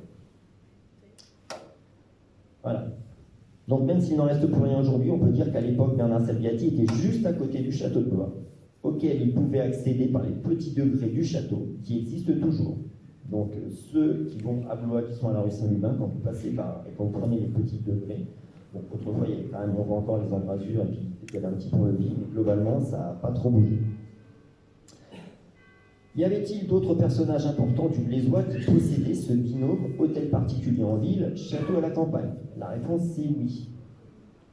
Alors, il y en a à peu près une dizaine, il y en avait certainement plus. Des personnages pas inintéressants. Alors, vous avez Florimond Robertet ici, avec l'hôtel d'Albi. L'hôtel d'Albi, pour ceux qui ne savent pas, c'est dans la rue Saint-Honoré, la rue qui monte vers les marches Denis-Papin. L'hôtel est toujours là. L'hôtel Renaissance, il est magnifique. Bon, depuis qu'il est restauré, il est encore plus magnifique. Et Florimond Robertet, il a eu un petit château à Bury, j'en parle pas parce qu'il y a Alain là, qui connaît mieux que moi. Et donc, voilà, c'est un personnage quand même central. C'était un des riches. Un des grands secrétaires des finances du roi, et donc, voilà. Donc vous avez ensuite les riches familles blésoises, la famille de Manvilliers. Vous avez également la famille Viard, donc qui possédait à la fois un hôtel particulier à Blois et puis un château dans les environs. La famille Hureau, les Hureau depuis au moins le XIVe siècle, ils servent le duc d'Orléans puis le roi de France, et donc ils ont vraiment un grand rôle. Notamment un des Hureaux fut le chancelier du roi, c'est-à-dire le troisième personnage de l'État. Comment pas encore. Là, je suis dans la première moitié du XVIe siècle. Et Saint-Denis, ça sera après. Ensuite, vous avez la famille Seigneuret, la famille Sartini, qui commence à s'installer justement juste un petit peu avant la fin de la première moitié du XVIe siècle. Et ensuite, donc, la famille de Nambu. Nambu fut un de ceux qui a participé à l'assassinat du duc de Guise le 23 décembre 1588. Et donc, vous avez Bernard Salviati ici. Donc, Bernard Salviati, il a une seigneurie qui est un peu plus excentrée de Blois. Après, est-ce que c'est important? Est-ce que c'est un signe d'une moindre importance? Je ne suis pas sûr. On va dire qu'il a acheté aussi il a acheté un château qui était avant. Tous les châteaux ne sont pas avant. Donc, cette carte nous montre qu'il occupait finalement une assez bonne place dans la société blésoise de l'époque, quand bien même il est arrivé en France depuis peu, et qu'il n'était qu'un noble de robe, avec seulement le titre d'écuyer, quand d'autres nobles pouvaient se targuer d'être de noblesse d'épée. En effet, quand on est noble, On est très attaché au titre de noblesse. Tout à l'heure, je vous ai dit que Bernard Salviati était écuyer. Il est arrivé en France, il n'était rien. Il était marchand. Donc c'était du tiers-état. Il est écuyer, donc il fait partie de la noblesse, donc il ne paie plus d'impôts. Mais c'est la noblesse d'Europe, vous savez, la noblesse de ceux qui viennent juste d'être nobles. Quoi. Alors que les nobles d'épée, ceux qui se battent, ah, ça c'est de la vraie noblesse quand même. Ça me des risques, les gars. Ce qu'on appelle, ils payent ce qu'on appelle l'impôt du sang. Ceux qui ne payent pas l'impôt du sang doivent payer l'impôt tout court. Bon, sauf qu'il y en a beaucoup, par justement leur charge, que ce soit banquiers, financiers, qui accèdent à un office qui leur permet ensuite de se dire noble. Désormais, donc, son séjour en Blésois est partagé entre son hôtel à Blois et son château à Talcy. Je reviens à son mariage avec sa femme qui s'appelle Françoise Boulcy. Il a eu 8 enfants, 4 garçons, 4 filles. À cette époque-là, c'est assez, je ne vais pas dire que c'est courant, mais c'est... Bon, et puis il s'aime, hein, donc... Donc, parmi les garçons et les filles, donc forcément parmi les filles, on a Cassandre Salviati, la muse de Ronsard, qui est attendue. Donc, je ne les ai pas mis dans l'ordre chronologique, on ne sait pas trop. On sait leur nom et prénom, on ne sait pas forcément à quelle date ils sont nés. Donc vous avez les 4 garçons en haut, Antoine, Jean, Jacques, François, et les 4 filles en dessous, Cassandre, Marie, Jeanne et Jacqueline. C'est aussi elle, donc Cassandre Salviati, qui a fait que le nom Salviati soit un peu mieux connu, même si, je le rappelle, elle n'a rien fait de particulier. Voilà. Pour donner un autre exemple, Isabelle Salviati, qui arrivait à peu près un siècle plus tard, a beaucoup plus fait pour Talcy que Cassandre Salviati, qui elle n'a eu que le mérite d'être belle. Voilà. Enfin, en tout cas, de plaire à Ronsard et de lui faire décocher des vers rapidité foudroyante. Le fait que Ronsard la rencontre au château de Blois le 21 avril 1545, alors qu'elle n'a que 14 ou 15 ans, lui il en avait 21, montre que soit elle vient à la cour avec d'autres jeunes gens, soit, ce qui est le plus vraisemblable, elle y vient avec sa famille, à commencer par son père, qui peut y parler affaires. La cour, c'est un lieu où tous les gens se côtoient, et donc quand on est en affaires, c'est plus facile. C'est comme une réunion du conseil départemental au mois de janvier, où tout le monde, tous ceux qui soi-disant comptent, viennent pour ensuite pouvoir discuter, échanger, mettre en place des projets. D'ailleurs, Ronsard évoque un peu Bernard Salviati, même si c'est un peu dans l'absolu. Voilà. Puis là, on va commencer à faire un petit peu de poésie parce que ça manque. Heureux fut l'étoile fortunée qui, d'un bon œil, ma maîtresse aperçut. Heureux le berre et la main qui la sut emmailloter le jour qu'elle fut née. Heureuse fut la mamelle en année de qui le lait premier elle reçut, et bien heureux le ventre qui conçut, telle beauté de tant de dons ornés. Heureux parents, c'est là où il parle de Salviati quand même, heureux parents qui eut cet honneur de la voir naître un astre de bonheur. C'est beau, hein? Ouais. Bon. Parallèlement à sa vie blésoise, le sujet porte quand même sur Bernard Salviati et pas sa fille. En même temps, la fin de sa fille, c'est assez triste. Hein. Parallèlement à sa vie blésoise, Bernard Salviati va continuer son action à Talcy, même s'il est moins démonstratif que dans les premières années. Je referme la parenthèse avec Cassandre. L'année d'après, Cassandre elle est mariée. Donc, Ronsard, il ira voir quelqu'un d'autre. Voilà. Et ensuite, elle ira se marier avec un petit seigneur vendômois. Elle fera sa vie. Bernard Salviati, alors à Talcy, il fait dresser un terrier entre 1532 et 1537. Alors un terrier, c'est un recensement de toutes les terres qui lui appartiennent et que exploitent les paysans. Parce qu'en compensation, les paysans doivent lui payer ce qu'on appelle un cens. C'est pas un loyer, un cens. Un cens, c'est la reconnaissance comme quoi la terre que j'exploite, elle est au Seigneur. Même si ça fait des années que mon père, mon grand-père, mon arrière-grand-père l'exploitent, c'est au Seigneur. Oui, mais le problème, c'est que c'est quand même ma terre. Mais justement, Salviati dit, je reviens. La dame qui est avant moi depuis Paris n'était pas trop faire rentrer tout l'argent qui était nécessaire. Moi, je fais dresser un terrier pour faire un récapitulatif. Je ne pense pas qu'il faut sortir tout de suite, donc j'ai encore une heure pour faire ma conférence. Donc, Le problème, c'est que ce terrier a disparu. Certainement au moment de la Révolution française, il a dû être brûlé. Ensuite, il achète des biens et des terres à Talcy. Alors, là, je vous laisse lire et après je vous pose une question.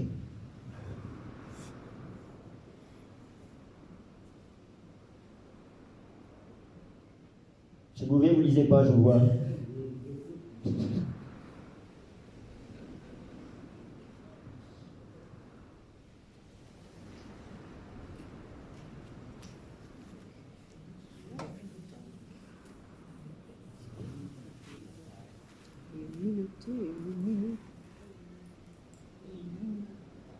À mon tour de dormir.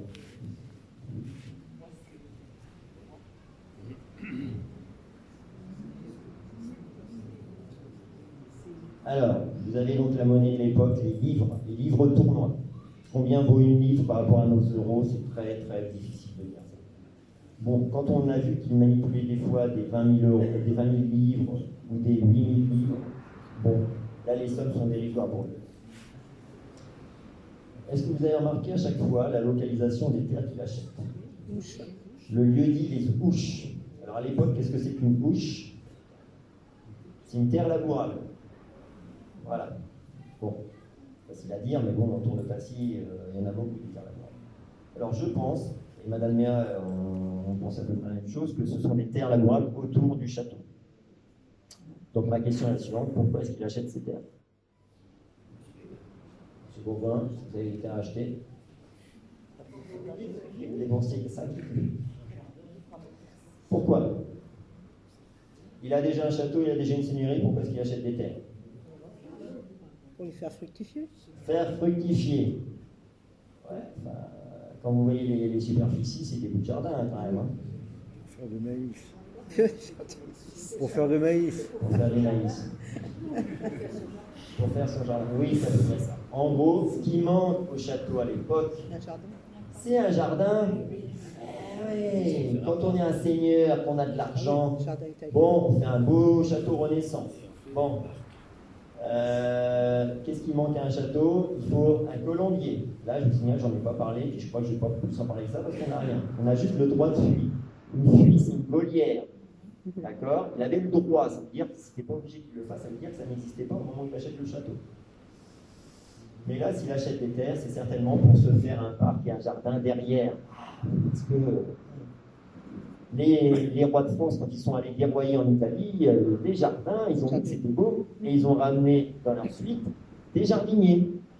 Notamment le jardinier de Blois, c'est Pacello de Mastroianno, bon et très connu.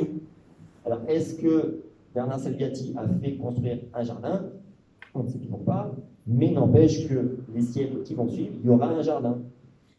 Peut-être vous irez visiter tout à l'heure si le vent est moins fort, mais ça c'est votre problème. Donc en gros, il accroît la seigneurie, il accroît les possessions du château. C'est pareil, il avait, tout à l'heure je vous ai montré, il avait le droit de fuit et garenne.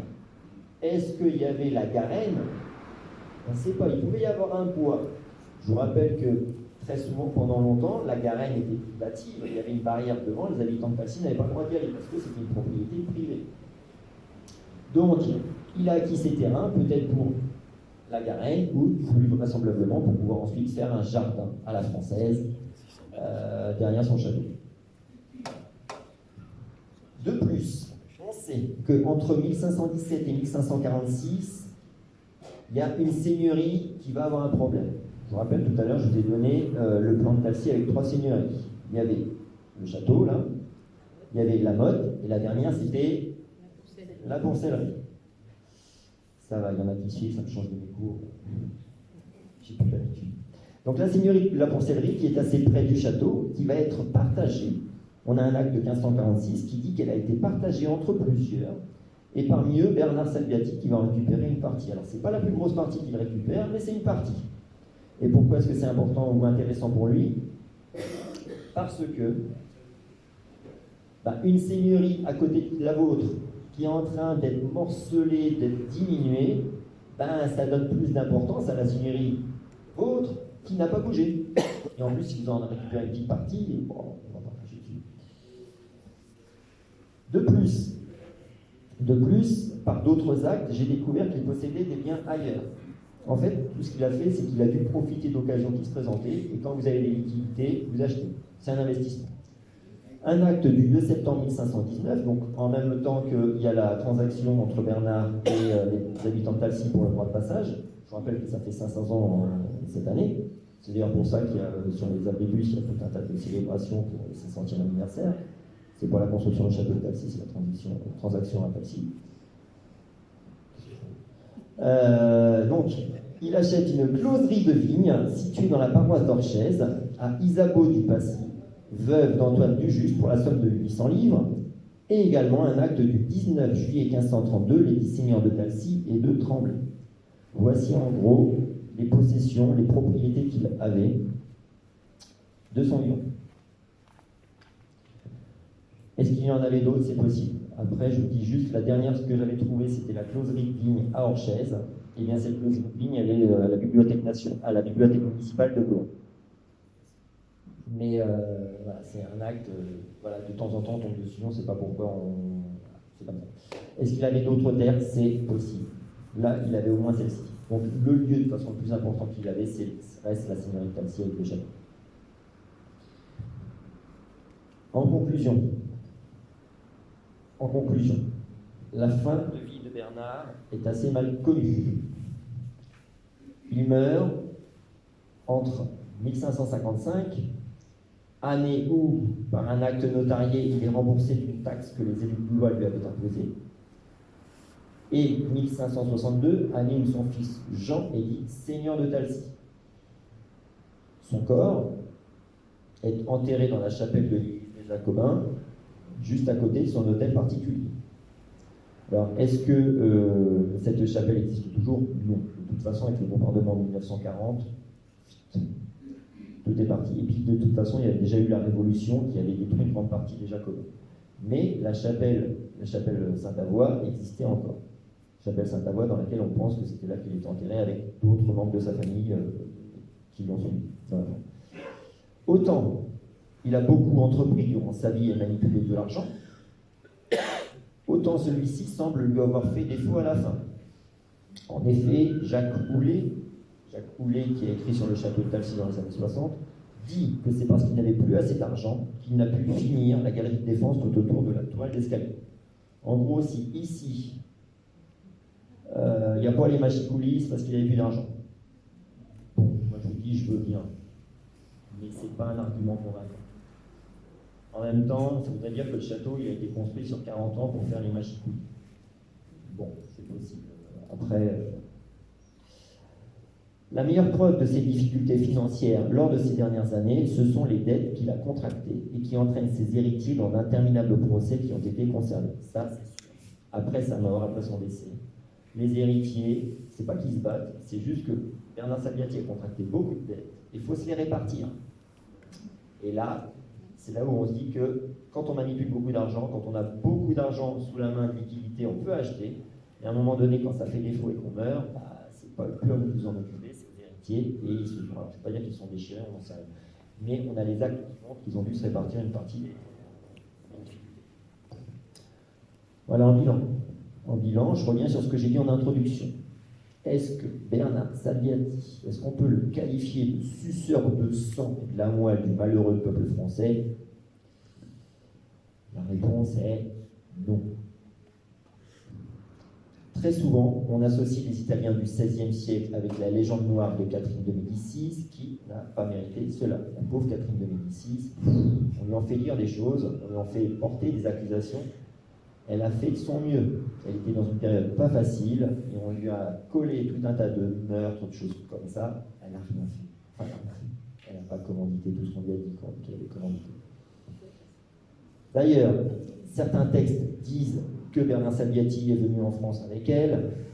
Bon, c'est pareil, c'est agaçant. Bernard Salviati vient en France au moins en 1516. Catherine de Médicis vient en France à partir de 1533. Donc ça n'a rien à voir, mais voilà, il y en a quand ils savent à peu près un thème, ils font des raccourcis et ils disent des bêtises. Et puis je vous rappelle que Catherine de Médicis, quand elle est venue en France, c'était pas pour épouser l'héritier du trône, donc Henri II, Parce qu'Henri II, il n'aurait jamais dû hériter. Il avait un grand frère qui est mort finalement avant que son père François Ier ne meure. Donc c'est lui qui, par incidence, s'est retrouvé le successeur. Donc Catherine de Médicis, au début, c'était juste une alliance entre la cour de France et les Médicis, donc la riche famille des Médicis de Florence. C'était tout. Finalement, après, Catherine a une autre destinée. Est-ce que Bernard Salviati a gardé des liens avec l'Italie? Parce que le thème des rendez-vous d'histoire, c'est quand même l'Italie. Eh bien, je pense que oui. La preuve, c'est que tout à l'heure, je vous ai dit que Bernard Salviati, lorsqu'il avait fait son mariage, c'était un mariage d'amour. Et les témoignages qui ont été retrouvés, alors ils se trouvent à Pise, dans l'école normale supérieure de Pise. Donc c'est Pierre Tolis qui en parle, et puis je suis allé voir, et puis c'est vrai.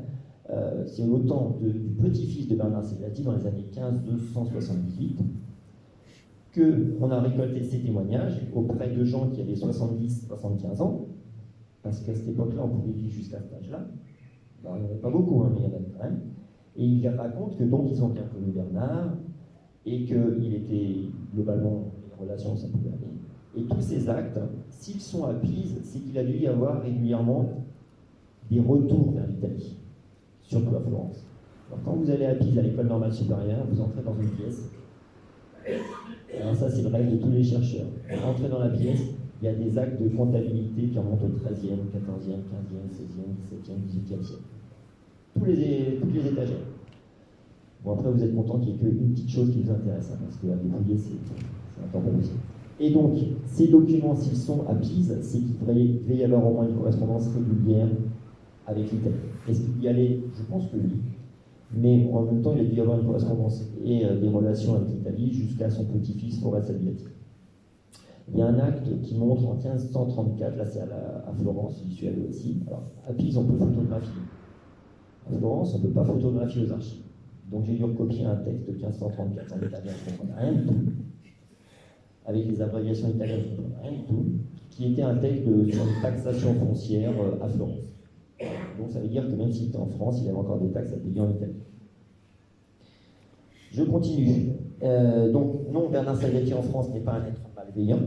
Certes, à Talcy, il a très tôt été en butte avec la communauté villageoise, à propos du passage vers l'Église, mais pour pacifier les hostilités, et alors qu'il était dans son bon droit, il a accepté de donner une grange à cette communauté d'habitants pour permettre de dégager les abords de l'Église.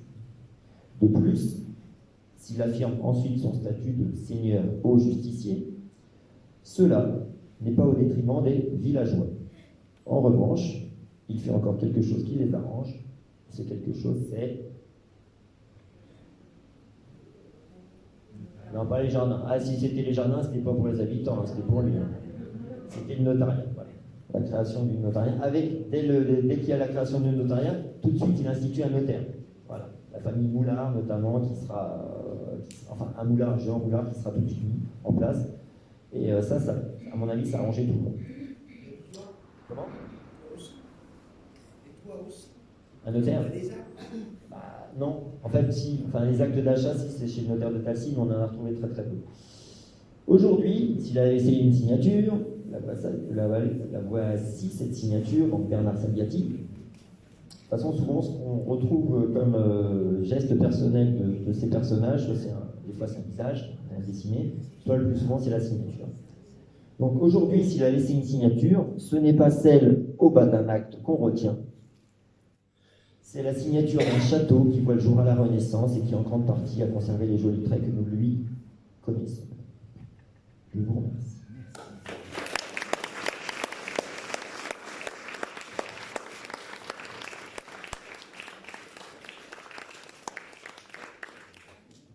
Je ne sais pas si au niveau du micro ça a été terrible, à chaque fois c'est difficile. Il y en a qui sont contents, d'autres moins. Voilà. Si vous avez des questions, c'est bien. Oui. Il y a des descendants de la famille Salviati. Alors, les descendants. Alors, les descendants actuels, je ne sais pas. Des descendants, s'il y en a eu un qui a été illustre. Alors, en ligne directe, des Salviati qui sont restés dans dans le HR, c'est pas vraisemblable. Par contre, Isabelle Salviati, donc, qui est son arrière-petite-fille, va faire quelque chose de très bien, C'est-à-dire qu'elle ne va pas se marier, mais elle va avoir des enfants. À l'époque, c'est pas bien. Et en plus, les enfants, elle va les faire avec le cousin de sa mère. Choquant, hein? Oui, mais sa femme était stérile. Il avait besoin d'héritiers. Est-ce que c'est une excuse? Non. Après, écoutez, hein, c'est pas à nous de juger. Donc, de cette relation, ils ont eu 4 enfants, dont 2 ont survécu. Il y en a un qui est devenu, donc c'est Henri de Lamarck, parce que c'était le seigneur de Lamarck, la riche famille des Lamarck. Il est devenu abbé de 2 abbayes, donc il était très riche. C'est pour ça qu'Isabelle Salviati a récupéré beaucoup d'argent qui a permis d'agrandir le domaine de Passy. Donc, vu que c'était un abbé, il n'a pas eu de descendance. Et elle a eu une fille qui s'appelait Marie. Et Marie de Lamarck va se marier. Et ensuite, un des descendants va être un Godet des Marais. Et ce Godet des Marais va devenir évêque de Chartres. Et c'est lui, ce Godet des Marais, qui en 1697 va retirer du grand évêché de Chartres, du grand diocèse comme on l'appelait, parce qu'il avait au moins 700 paroisses, il va retirer l'archidiaconé de Blois et l'archidiaconé de Bordeaux pour en créer un évêché. C'est à ce moment-là qu'il y a eu donc l'évêché à Blois. Voilà. Donc c'est Godet des Marais. Est-ce qu'il y a eu d'autres descendants après? Certainement, mais après, si, il y a eu aussi Alfred de Musset, qui est un des descendants de Bernard Salviati, par une autre fille justement de Bernard. Mais après, non, je ne sais pas. Et après, comme il y a eu d'autres seigneurs à Passy, on perd de vue les Salviati. Le nom Salviati a peut-être été à Paris, a peut-être été à Lyon, a peut-être été à d'autres endroits. Il y a encore des Salviati. J'ai eu un élève qui s'appelle Salviati, ça m'a fait bizarre. Mais voilà, le nom existe encore dans des familles, mais dans le secteur, non. Pas que je sache. Et la parenté de Diane? Comment? La parenté de Diane? Oui. Par quelle... Diane, c'est sa petite fille. Ah, c'était sa petite Diane, fille. c'est la fille de Jean Salviati. D'accord. Voilà. Qui a inspiré Agrippa Domini, au temps des guerres de religion. Non, si je commence à parler de tout ça, là, c'est hors sujet. Oui, merci pour votre exposé. Bon, vous m'avez beaucoup appris. Merci. En plus, je trouve que vous me montrez beaucoup de prudence dans l'exploitation de vos documents, ce qui est très bien. On en a une trentaine, des documents, il ne Oui. faut pas non plus exagérer les interprétations. Mais on est dans une période qui est plutôt florissante, entre la fin de la guerre de 100 ans et puis le début des guerres de religion. Et fort curieusement, mais vous ne pouviez pas parler de tout, vous n'avez pas du tout abordé la question religieuse. Eh bien, c'est simple. J'allais dire Luther, justement, les 95 thèses de Luther, c'est à partir de 1519. Ouais. Le temps que ça arrive en France, c'est les années 1530, 1540. Enfin, et si on veut, ça commence en 1525, je crois. Pour l'instant, on va dire que finalement, ça n'a pas de rapport avec mon sujet, dans le sens où Bernard Salviati, on ne sait pas s'il a eu un rapport avec les protestants. L'arrivée dans le Val-de-Loire du protestantisme se fait au début par intermittence. Après, en 1540, il y aura une grève d'édime, certainement par l'influence des protestants, mais après, c'est les guerres protestantes, les guerres de religion, elles commencent en 1562, au moment où meurt Bernard Salviati. Donc d'une certaine manière, lui, il a été épargné par toutes ces désolations. Ça n'empêche pas que des courants de pensée ont pu commencer à arriver, mais on n'a pas la preuve, et puis deux, en quoi ça concernait Bernard Salviati, on ne sait pas. Donc c'est pour ça que je n'ai pas voulu en parler, parce que, oui, après c'est un autre sujet ensemble. Voilà. La communauté de Talcy, des habitants de Talcy, on a quelques noms, justement dans la transaction de 1519, on a quelques noms, mais alors la coloration religieuse, non, il n'y a aucune mention. C'est qu'à partir du fin du XVIe, début du XVIIe, qu'on va savoir qu'il y a des habitants de Talcy qui sont protestants. Avant ça, non, c'est pas possible. Comment tu expliques ce grand porche de Devine à l'entrée parce que ça, c'est quand même une interrogation. On dirait que c'est la poursuite du mur d'enceinte. C'est pas par là que passaient les habitants. Alors, là, tu veux dire le grand porche ici? Non, ce grand porche là, oui. Là Au-dessus, oui. Est-ce qu'il date du 16e? Est-ce qu'il date du 18e? Il n'est pas d'après. Non, mais je suis bien d'accord, mais là, le problème, c'est que c'est une question de réinterprétation. Et j'ai pas la réponse. Quand j'ai pas la réponse... Après, c'est vrai, non, mais ça, de toute façon, ça nous choque. Voilà, ça nous choque parce qu'on voit qu'il y a eu deux moments. est-ce que ça date de l'époque? Et puis en même temps, c'est pareil, quand on voit le porche, là, il revient au niveau de la tour. Donc il y a quelque chose qui est bizarre. De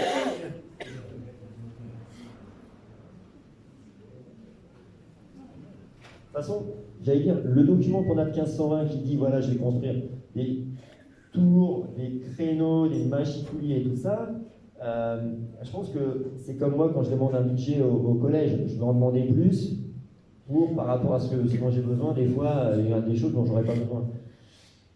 Là, la barbacane, ça aurait pu être quelque chose qui vient à peu près ici. Voilà, le pont-levis, c'est aussi pas quelque chose ici. Est-ce que ça a eu lieu? Je ne sais pas. Voilà, on ne va pas faire des fouilles archéologiques juste pour me faire plaisir. Mais après, voilà, on peut se poser des questions. De toute façon, le château de Talcy, là, ce que je vous ai dit, c'est que les archéologues, avec ce qu'ils ont apporté, nous ont permis finalement d'avoir de la connaissance là où on ne se posait même pas la question. Et c'est intéressant. Et non, c'était là, si vous regardez, si vous allez visiter le château, vous avez un nouvel enduit. Et donc, ceux qu'ils ont gratté, c'était un ancien enduit. Voilà. Là, quand vous avez l'enduit qui est tout blanc, c'est net, hein, mais c'est récent. Voilà, c'était justement avant de faire ce nouvel enduit. Voilà. Donc, tout ce qu'on a là, c'est machicoulis. Voilà, ils doivent dater de 1520, il n'y a pas de doute. Ces créneaux aussi. Jusqu'à temps qu'on trouve quelque chose d'autre qui nous permette des fois mieux savoir ou des fois de contredire ce qu'on pensait savoir. Voilà. Et les baies ont été ouvertes? Ah bah, alors là, les fenêtres, c'est du 18e, c'est des purges. Voilà. Est-ce que ces fenêtres... alors là, les archéologues, lorsqu'ils ont fait leurs investigations, c'était que sur le premier étage, que sur le rez-de-chaussée.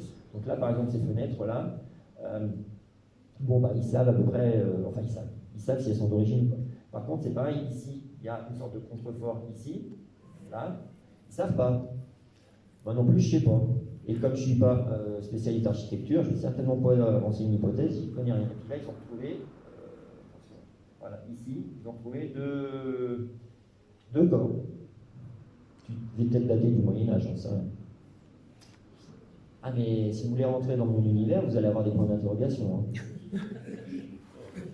Voilà. Donc le château de Talcy a plus de mystère des fois qu'il n'y paraît, ça n'empêche pas qu'il y a quand même un petit peu de poésie qui n'est pas désagréable à écouter. Après, ce qui m'a intéressé, c'est quand même que tu parles de Robertet, puisque tu situes dans la liaison avec la récupération d'argent de la vente d'armes. Ah non, je n'ai pas dit que Florimond Robertet vendait des armes. J'ai dit que Bernard Salviati a vendu des armes, mais j'allais dire pour un banquier financier, c'est un moyen de faire de l'argent comme un autre. Il pouvait vendre des épices, il pouvait... Voilà, c'est un marchand. Les états d'âme, j'allais dire, à cette époque-là, on n'a pas d'état d'âme. On pouvait même vendre des armes, ils vendaient quand même des armes à des Français qui allaient se battre en Ukraine. Oui, mais aujourd'hui, on a mauvaise conscience de faire ça. Oui. Je voudrais savoir, vous nous éclairer un peu sur le passage du poète Ronsard. Comment il est venu, qui l'a invité, combien de temps il est resté. Ronsard, la question c'est, bon, il a vu Cassandre Salviati, la légende dit qu'il aurait composé Mignonne, on va voir s'il a reçu sur la margelle du puits. Oui, c'est une belle légende. Il a été invité ici. On n'en sait rien. On n'en sait rien du tout. Pas de preuve historique. Et puis, après, il faut aussi se remettre dans le contexte. C'est-à-dire que la question c'est, est-ce qu'après avoir vu Cassandre Salviati, bon, ça lui a fait un électrochoc, mais en même temps, les poètes recherchent cet électrochoc pour que ça les amène à composer. Il y avait peut-être besoin juste que de ça que pour composer. Après, vraisemblablement, il n'y a pas eu que ça, parce que même quand il est au soir de sa vie, il repense à Cassandre et tout ça. Peut-être qu'il l'a revu. Est-ce que c'est à Talcy qu'il l'a revu? On ne sait pas. Voilà. Mais bon, les poètes de l'époque, et les poètes de la Pléiade, les poètes du 1er 16e siècle, recherchaient justement des expériences comme ça pour ensuite composer. Voilà, c'était des machines à écrire, finalement, machines à composer. Voilà. Bon, après, on ne composait pas n'importe quoi. Hein, voilà. Après, avec les Padolini, c'est la même chose. Avec les Padolini, il a essayé d'imiter Bernard Salviati, mais avec les Padolini aussi, était un guerrier. Donc, puis on est dans la deuxième Renaissance, et en même temps, il y a les guerres de religion qui sont là-dedans. Donc, ça crée toute une forme de romantisme avant le siècle, ça crée tout un univers poétique intéressant. Mais historiquement, je vous dis, on ne sait pas. Bon, après, des fois, ça peut faire du bien se dire que ça peut se produire. Si vous voulez, vous pouvez aller à côté du puits et essayer de vous imbiber de l'ambiance, même si c'est pas le puits de l'époque. Hein. Mais c'est pas grave, des fois, il n'y a pas besoin. Des fois, on fait des belles choses pour des mauvaises raisons, mais. Et puis, l'essentiel, c'est finalement ce qui est important de Ronsard et de Cassandre, c'est l'hiver. Mignonne, on va voir si la rose est sur la table. C'est ça le plus important. Parce que Cassandre, je vous dis, à la fin de sa vie, elle était pauvre, elle était toute seule. Elle avait plus de 75 ans quand elle est morte. Bon, bah, Ronsard, ça faisait longtemps qu'elle l'avait plus en tête.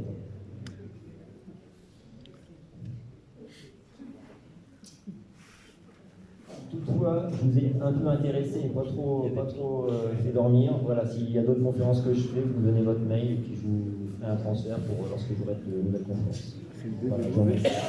C'est le bébé bourré.